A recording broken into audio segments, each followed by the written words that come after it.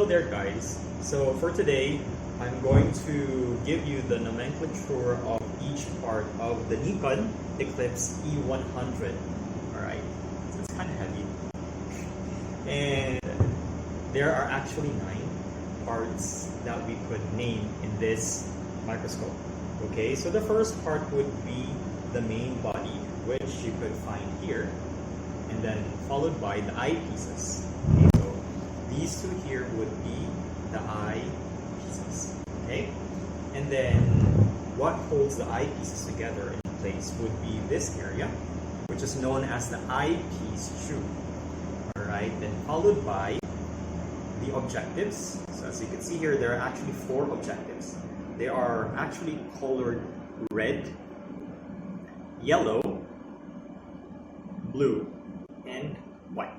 So for the Nikon E100, you could actually see 4 objectives, okay? And then followed by the condenser. So the condenser could be found here, this area here, which shows you values indicated, all right? And then the 6th part would be this area. We call this the field lens unit, and actually you could pull this up, okay, upward when you need to change the light inside. But if it gets busted, we need to call the attention of the technician in order for them to do it for us. Okay, so let me put this back. All right, and then the 7th part would be light source, which you actually see inside.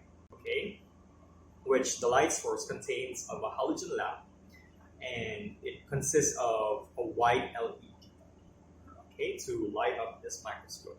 And then now let's get to the 8th part, which is found inside, so I cannot open it for you, and we call it the fuse. And the last part would be the cord. Okay, so this is where you're going to connect the cord in order for us to turn on the microscope.